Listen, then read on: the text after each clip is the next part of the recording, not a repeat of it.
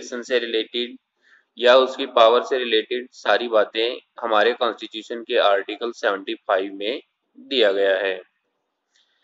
उसके बाद he has real power. जो इंडियन प्राइम मिनिस्टर होता है उसके पास ही रियल पावर होती है, क्योंकि जो प्रेसिडेंट होता है उसको नॉमिनल हेड माना जाता है इंडिया में, नाम मात्र का अध्यक्ष माना जाता है।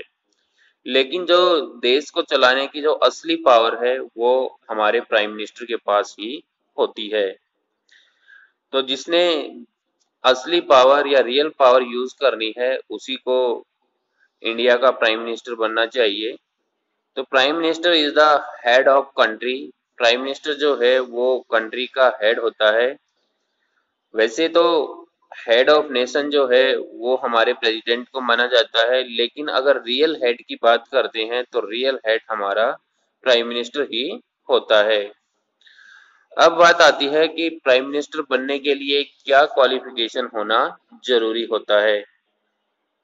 तो सबसे पहले कोई भी प्राइम मिनिस्टर बनना चाहता है तो उसके लिए उसको इंडियन सिटीजन होना जरूरी होता है, वह भारत का नागरिक होना चाहिए। और उनकी एज, जैसा कि हमने प्रेसिडेंट और वाइस प्रेसिडेंट के इलेक्शन में पढ़ा था, उनकी एज 35 ईयर्स होनी चाहिए। लेकिन पीएम बनने के लिए, प्राइम मिनिस्टर बनने के लिए जो एज है वो 25 की होनी जरूरी होती है। He does not carry any job under central और स्टेट गवर्नमेंट। वो आदमी प्राइम मिनिस्टर का इलेक्शन नहीं लड़ सकता या प्राइम मिनिस्टर नहीं चुना जा सकता जो स्टेट या सेंट्रल गवर्नमेंट में जॉब करता होगा। उसके बाद फोर्थ जो कंडीशन है वो होती है, जो लोकसभा का मेंबर चुनने के लिए क्वालिफिकेशन होनी चाहिए, एमपी बनने के लिए जो क्वालिफिकेशन होनी चाहिए वो क्वालिफिकेशन उसकी प्राइम मिनिस्टर बनने के लिए भी होनी चाहिए। क्योंकि जो हम जनता जो है वो एमपी को चुन करके भेजती है, और एमपी होना बहुत जरूरी होता है प्राइम मिनिस्टर बनने के लिए। फिर आता है election of prime minister of India. Prime minister का जो इलेक्शन होता है वो कैसे होता है। प्राइम मिनिस्टर का जो इलेक्शन होता है वो, prime minister is chosen by indirect election of India where those people could give vote whom have completed their 18 years age। Prime minister का जो इलेक्शन होता है उसमें जो पब्लिक होती है वो इनडायरेक्ट रूप से पार्टिसिपेट करती है, और इसमें हर कोई आदमी वोट डालता है जो 18 साल का हो चुका होता है। लेकिन वो सीधे प्राइम मिनिस्टर को वोट नहीं करता, वो अपने रिप्रेजेंटेटिव को वोट करता है, जैसे कि एमपी को वोट करता है। और जितने एमपी ज्यादा जिस भी पार्टी से बनेंगे या जिस भी लीडर के वो पार्टी है तो उस पार्टी से जितने भी ज्यादा एमपी चुने जाएंगे उसी पार्टी का जो लीडर होगा उसी को पीएम बनाया जा सकता है। लेकिन जो पब्लिक है वो वोट करती है अपने रिप्रेजेंटेटिव की, अपने जो कॉन्स्टिट्यूंसी है वहां से जो भी कैंडिडेट होगा उसको वो वोट करेगी। तो उसके बाद फिर removal of prime minister of India. Prime minister को रिमूव करने के या उसके पद से हटाने का जो तरीका है वो क्या होता है। The term of A prime minister can and before the end of a Lok Sabha term of a simple majority of its members no longer have confidence। Prime minister को उसके पद से हटाया जा सकता है जब लोकसभा मेंबर जो हैं वो अविश्वास प्रस्ताव जो है उसको लेकर के आते हैं, यानी कि उस पीएम के खिलाफ जो है वो अविश्वास प्रस्ताव को लेकर के आते हैं, तो उसके पद को उसको उसके पद से हटाया जा सकता है। This is called a vote of no confidence.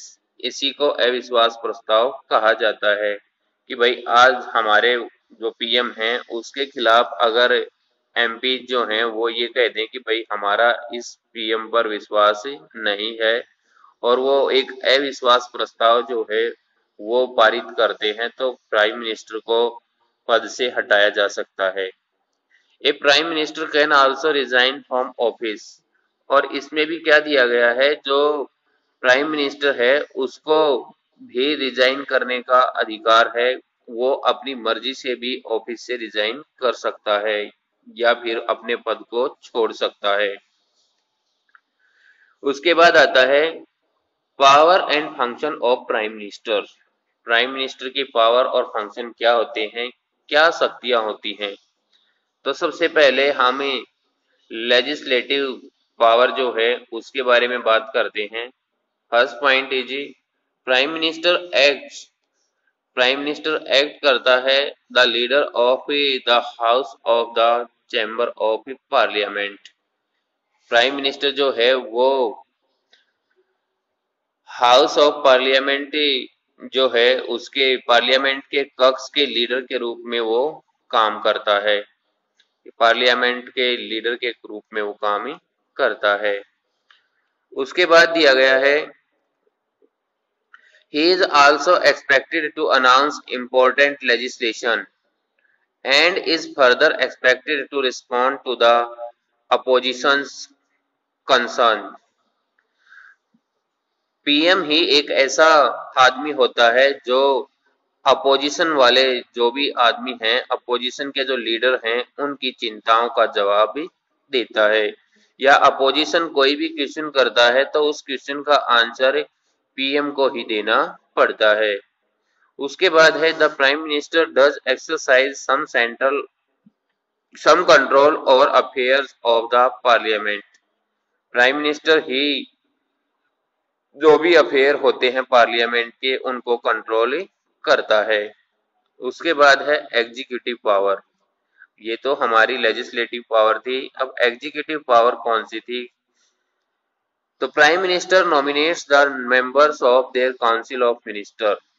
Prime minister जो है वो अपने काउंसिल ऑफ मिनिस्टर के नाम जो है वो देता है।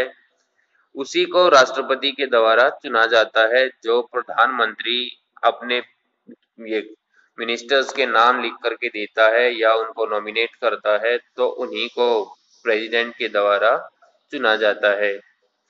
The prime minister is responsible for adding and advising the president in distribution of work of the government to various ministers। Prime minister ही उत्तरदायी होता है अगर उसे किसी भी मिनिस्टर को जो भी डिपार्टमेंट देना है। सपोज कीजिए कि किसी भी कैंडिडेट को जिसको उसने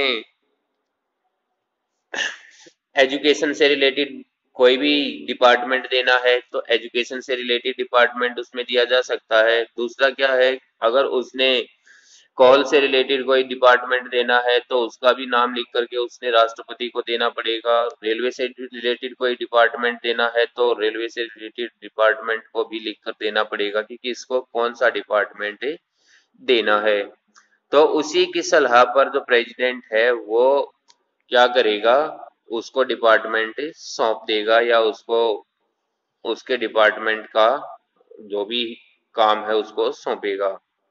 उसके बाद है the prime minister can retain certain portfolios if the departments are not allotted to any members of the cabinet.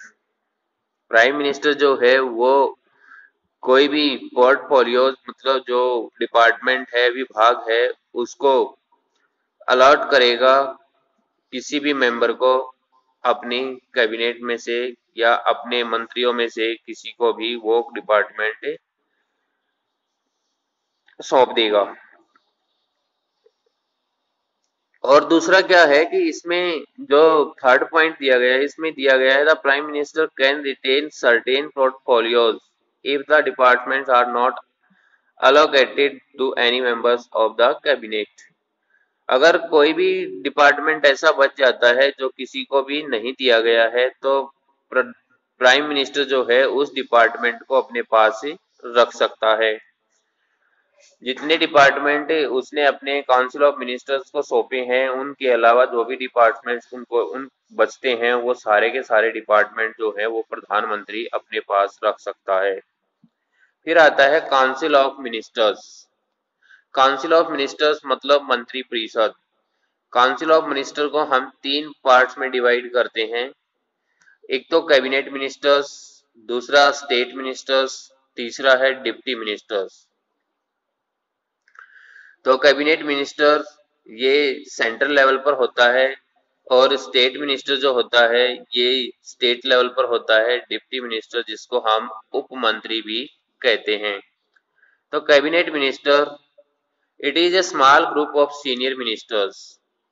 यह सीनियर मिनिस्टर का एक छोटा सा ग्रुप ही होता है। कैबिनेट मिनिस्टर जो हैं वो जितने भी सीनियर लीडर होते हैं वो कैबिनेट मिनिस्टर में शामिल होते हैं। फिर है cabinet ministers deals very important departments. Cabinet minister जो हैं उनको इंपॉर्टेंट डिपार्टमेंट सौंपे जाते हैं, जैसे एजुकेशन से रिलेटेड है, रेलवे से रिलेटेड है, और जो दूसरे डिपार्टमेंट हैं वो सारे जो इंपॉर्टेंट डिपार्टमेंट्स हैं वो सारे कैबिनेट मिनिस्टर को सौंपे जाते हैं। उसके बाद है स्टेट मिनिस्टर्स। स्टेट मिनिस्टर्स में क्या है, they came under the cabinet minister. वे कैबिनेट मिनिस्टर के अंडर काम करते हैं। To assist the cabinet minister, और वे कैबिनेट मिनिस्टर के सहायक के रूप में काम करते हैं। कैबिनेट मिनिस्टर जैसा कि हम पढ़ चुके हैं वो कैबिनेट मिनिस्टर बड़े लेवल पर होते हैं और स्टेट मिनिस्टर जो हैं वो स्टेट लेवल पर होते हैं। कैबिनेट मिनिस्टर सेंट्रल लेवल पर होते हैं और स्टेट मिनिस्टर स्टेट लेवल पर होते हैं। तो स्टेट लेवल की बात करते हैं तो जो स्टेट मिनिस्टर्स होते हैं उनके पास बहुत ज्यादा पावर होती है। वो अपनी मर्जी से उस डिपार्टमेंट में काम करवा सकते हैं, उसमें पैसा लगा सकते हैं। उसके बाद है deputy ministers. They are appointed to help the ministers. उनको चुना जाता है किसके लिए, मिनिस्टर्स की हेल्प करने के लिए। जो डिप्टी मिनिस्टर हैं उनको चुना जाता है। तो इस तरीके से जो डिप्टी मिनिस्टर हैं वो चुने जाते हैं। उसके बाद आता है power and function of deputy ministers of India. जो डिप्टी मिनिस्टर्स हैं उनकी पावर फंक्शन क्या होते हैं। They implement the law needed for the country. वे उन कानूनों को इम्प्लीमेंट करते हैं जिनकी देश को जरूरत होती है। उसके बाद they maintain peace and security of nation. वे राष्ट्र की शांति और सुरक्षा को बनाए रखते हैं। They implement welfare activity needed for the country. और वे जो भी वेलफेयर एक्टिविटी होती हैं जिनकी हमें जरूरत होती है या जिसको देश की जरूरत होती है, वे वेलफेयर एक्टिविटी जो हैं वो डिप्टी मिनिस्टर्स के द्वारा ही इम्प्लीमेंट की जाती हैं। दे maintain good relation among the country. और वे क्या करते हैं, maintain good relation among the country. देश में क्या करते हैं, वो अच्छे रिलेशन जो हैं वो बनाए रखते हैं। उसके बाद है दे maintain universal peace and security. उसमें क्या है कि वे यूनिवर्सल पीस और सिक्योरिटी को भी बनाए रखते हैं। उसके बाद आता है सिविल सर्विस। सिविल सर्विस में क्या है, skilled official who work permanent employees of the government are assigned the task of assisting ministers. क्या है, हमने पढ़ा है कि जो सरकार होती है, मिनिस्टर जो होते हैं वो 5 साल के लिए चुने जाते हैं। लेकिन हमारे परमानेंट एम्प्लॉयज भी होते हैं जो गवर्नमेंट के कामों में उनकी हेल्प करते हैं। कोई भी पॉलिसी जो है, लॉ जो है, उनके इम्प्लीमेंट में बहुत ज्यादा रोल अदा करते हैं। तो ये हमारे सिविल सर्विस के कैंडिडेट्स होते हैं। जिसने यूपीएससी एग्जाम पास किया है वो इस काम के लिए हेल्पफुल होते हैं। और जितनी भी गवर्नमेंट्स हैं उनकी पॉलिसीज को इम्प्लीमेंट करने का काम इन्हीं का होता है। फिर function of civil service helps to formulate laws. Civil service में जो काम करते हैं वो क्या करते हैं, लॉज को फॉर्मुलेट करने में सहायता करते हैं, कानूनों को लागू करने में सहायता करते हैं। Civil service helps to make planning in the country. Civil service जो है वो हेल्प करते हैं योजना बनाने में देश के। Help to prepare budget, civil service में क्या होता है, वो प्रिपेयर करते हैं बजट को या बजट तैयार करने में सहायता करते हैं। To recommend major suggestion to the ministers, और वे मिनिस्टर को बड़े बड़े सजेशन भी देते हैं। अब आता है सिविल सर्विस के टाइप। सिविल सर्विस जो होती हैं वो 3 पार्ट्स में डिवाइड कर रखी हैं। All India service, central service, state service. All India service जिसको हम the official who do their duty under central और state government in any part of a. तो ऑल इंडिया सर्विस में क्या होता है, वे अधिकारी होते हैं जो सेंट्रल और स्टेट गवर्नमेंट के अंदर काम करते हैं, उनको हम ऑल इंडिया सर्विस में काउंट करते हैं। इसके बाद जो ऑल इंडिया सर्विस होती है उसमें आईएएस, आईपीएस और आईएएस इनको काउंट करते हैं। आईएएस मतलब Indian administrative service, IPS Indian police service और आईईएस इंडियन इकोनॉमिक सर्विस। इसमें क्या है, they are elected through the exam conducted by Union Public Service Commission. ये जो पोस्ट दी जाती हैं आईएएस की, आईपीएस की, आईईएस की, इसमें क्या होता है, जो पोस्ट दी जाती है या सर्विस की जाती है वो यूपीएससी एग्जाम देने के बाद ही की जाती है। इसमें